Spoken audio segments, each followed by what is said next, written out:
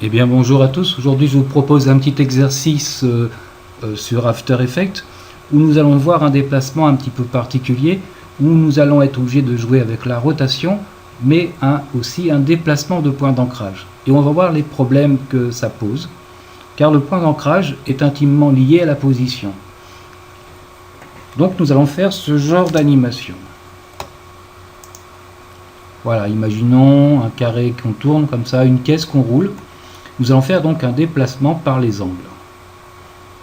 Voilà, chaque fois c'est l'angle qui vient. Donc ça veut dire que la rotation se fait par les angles et qu'il faudra à chaque rotation changer le point d'ancrage pour qu'il change d'angle. Mais ce qui paraît simple ne l'est pas toujours. Donc je vous propose de voir tout de suite quels problèmes font nous poser ce genre d'animation. Je vais fermer ça et je vais créer tout de suite une forme de type carré comme ça, voilà, que je vais placer ici. Le vert cacadois est là pour simuler un sol et le jaune l'arrière-plan. Voilà, bien. Donc j'ai dit que l'animation se fera en tournant par les angles. Il faut donc que j'apporte le point d'ancrage sur un angle. Donc je clique sur le point d'ancrage et je vais le placer sur l'angle bas droit.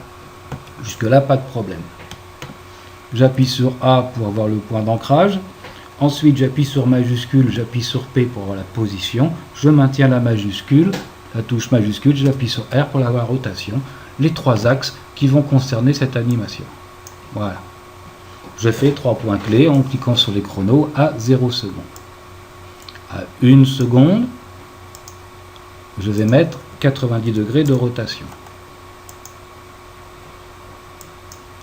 Ce qui veut dire que mon carré va tourner sur son angle comme ça.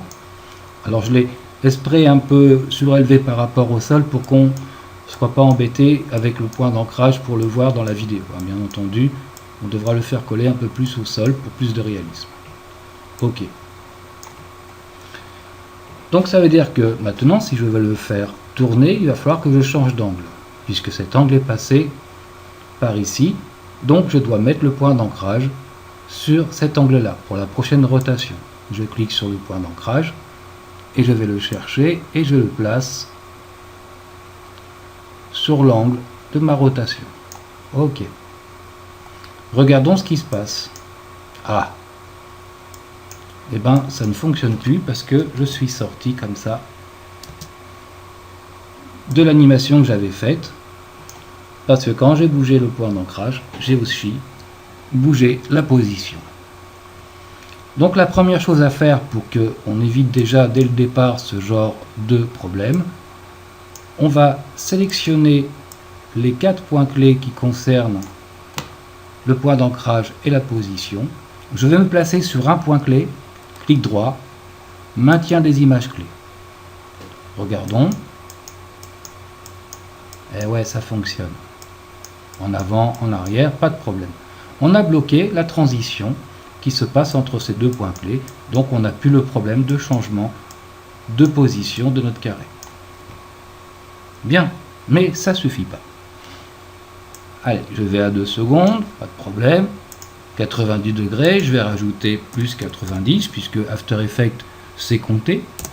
Ça fait 180 degrés. Pas de problème, ma rotation se fait.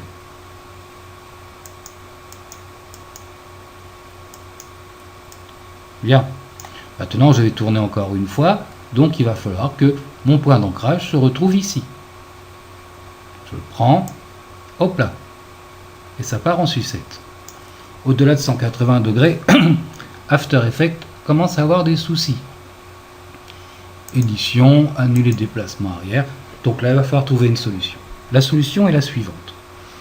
Nous allons ramener par le point d'ancrage le point d'ancrage ici, c'est-à-dire qu'on va reculer pour que le point d'ancrage se retrouve ici. Donc je vais reculer sur l'axe horizontal pour l'instant, jusqu'à temps que mon point d'ancrage rencontre l'angle bas de mon carré. Ok. Je regarde ce que ça donne. Effectivement, ça tourne, mais ça revient en arrière. Donc, ce n'est pas encore parfait. Donc, on va maintenant compenser le fait qu'on ait reculé pour avoir le point d'ancrage en avançant sur l'axe horizontal pour mettre l'angle bas gauche sur le dernier point clé. Voilà, celui-là. Et je regarde. Et ça fonctionne. Bien. Voyons maintenant à 3 secondes. Je vais rajouter plus 90. Je vais donc obtenir 270 degrés. Bien, nous sommes donc à la 3e seconde. Nous avons rajouté 90 degrés. Et nous allons devoir donc maintenant déplacer notre point d'ancrage pour la prochaine rotation. Et là encore une fois, ça part en sucette, édition annulée. Donc nous allons être obligés de jouer pour ramener le point d'ancrage à partir de l'axe ici des Y, puisque nous avons changé de face.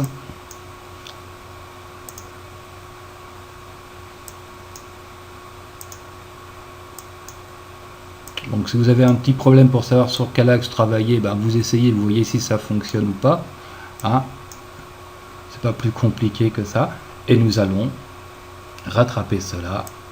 Par contre là, il n'y a pas de souci. C'est toujours sur l'axe horizontal, puisque notre déplacement de caisse est sur l'axe horizontal. Et nous allons ramener l'angle droit sur le dernier point de mouvement. Voilà. Et là maintenant, ça fonctionne. Et là, pour le plaisir, on va se rajouter plus 90, ce qui nous ramène à 0, un tour complet. Je regarde mon animation. Ça fonctionne. Eh bien, je vous dis à très bientôt donc pour des tutos concernant tout ce genre de mouvement et d'animation d'éditeur graphique qui va nous permettre de faire une petite approche technique de ce qu'on appelle le motion design, qui est aussi assez intéressant. Je vous dis à tous à très bientôt. Bonne journée, à la prochaine, salut.